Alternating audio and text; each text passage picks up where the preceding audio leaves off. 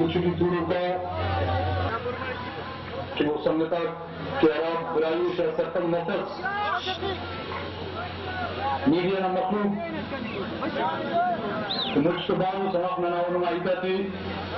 دنیا نہ ہونا سر کیے کا پسر تو میں نہ پس جو مرے کہ نہ ہو زبانہ کی یقین کہ وہ دو ساتھ مرے سب سے پہلے میں خراب پیش کروں گا تمام شہدائے وطن کو جنہوں نے اپنی جان کا نذرانہ دے کر بلوچ وطن کا نہ کہ دفاع کیا بلکہ اپنا خون بہا کر ہمیں سر اٹھا کر چلنے کا ڈنگ سکھایا. آج 15 جولائی شہدائے بلوچستان اور آغا نوروز شہید کی برسی کے موقع اور کل یعنی 14 جولائی شہید گلزمین حبیب جابر بلوچ کی برسی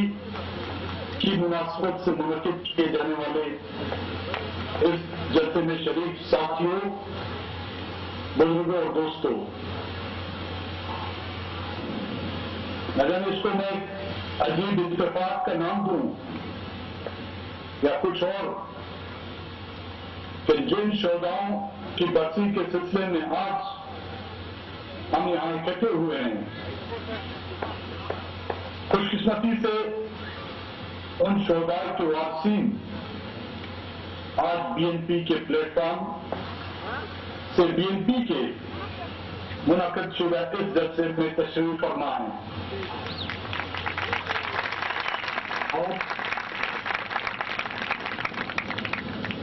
نواب نوروز خان شہید کے فرزند اور اس کے حقیقی سیاسی وارث نواب امان اللہ زہری اور شہید آغا نوروز کے والد آغا موسیٰ جان اور شہید گلزمین حبیب جابر کی بیٹی اور ان کے بھائی شہید نصیر کے وارثین شہید مجید کے وارث آج اس جلسے میں بیٹھے ہوئے ہیں. پھر بھی کہتے ہیں ہم سے یہ اہل چمن یہ چمن ہے ہمارا تمہارا نہیں.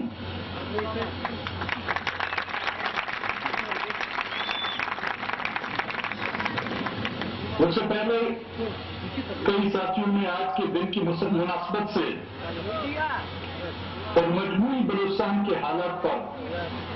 بہت کچھ کہا اور بالخصوص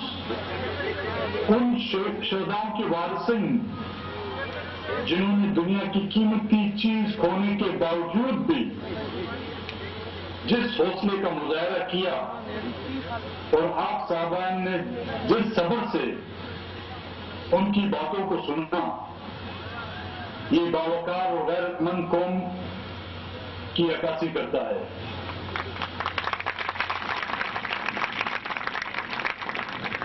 آج شہید گلزمین حبیب جابر کو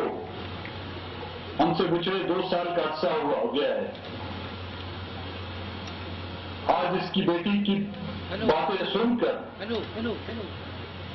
اور آپ کے جذبات کو دیکھ کر ایک شعر یاد آیا چھوڑ جائیں گے کچھ ایسی یادیں،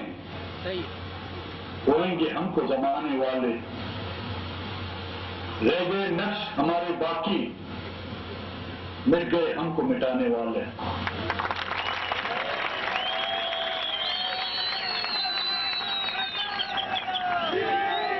آج بلوچستان کا ہر شہر اور گاؤں لہو لہان ہے، کہیں کسی کا سہاگ لوٹ لیا گیا تو کہیں کسی کے بڑھاپے کا سہارا، کہیں کسی ماں کے جگر کا ٹکڑا تو کہیں کسی بہن کی آنکھ کا تارا۔ نہ کوئی بلوچ محفوظ ہے، نہ کہ پشتون اور ہزارہ، نہ کسی مسلمان کو بخشا جا رہا ہے اور نہ ہی کسی ہندو کو، ہر طرف ماتم لگا ہوا ہے۔ ہمارے ہنستے کھلتے بلوچستان کے گاؤں کو اور شہروں کو آج ایک بھیانک ویرانوں کا منظر پیش کر رہے ہیں۔ ایک وہ بلوچستان تھا جہاں لوگ پناہ حاصل کرنے آتے تھے، آج اس کے حقیقی وارث و مالک پناہ کے طلبگار ہیں۔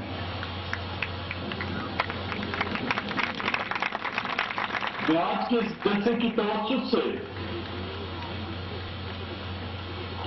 آپ سے اور اس ملک کی اور اس دنیا کی سول سوسائٹی سے اور عالمی اداروں سے یہ سوال کرتا ہوں کہ کبھی سوچیے ان لمحات کے بارے میں، کبھی سوچیے اس گمشدہ نوجوان کی ماں باپ اور بہنوں کی اس کیفیت کا کہ جب بلوچستان کے دور دراز علاقے میں جب ان کو یہ خبر ملتی ہے کہ کہیں کوئی مسخ شدہ لاش ملی ہے اور جس کی شناخت نہیں ہو پا رہی، لہذا گمشدہ لوگوں کے وارثین آ کر اس لاش کی شناخت کریں۔ کئی دنوں اور گھنٹوں کا سفر طے کرنے کے بعد جب وہ اسپتال کے مردہ خانہ پہنچتے ہیں تو انہی کی طرح کئی اور بدبخت لوگ اس قطار میں کھڑے ہیں اس لاش کی شناخت کے لیے اور اپنی باری کا انتظار کر رہے ہیں، اور کئی گھنٹے گزرنے کے بعد انتظار کی وہ سخت گھڑیاں جب ختم ہوتی ہیں اور ان کی شناخت کا وقت آتا ہے تو معلوم ہوتا ہے کہ نہیں، یہ تو کسی اور کے گھر کا چراغ تھا۔ تو اس کیفیت کو کیا نام دیا جائے، اس مایوسی کو کیا نام دیا جائے، اس لمحے کو خوشی یا غم کا نام دیا جائے، اس بات کا اندازہ اس ماں اس بہن کی سستیوں اور آنسوؤں سے بھی لگانا مشکل ہوگا۔ اس بات کا اندازہ اس باپ کی حسرت بھری نگاہوں سے بھی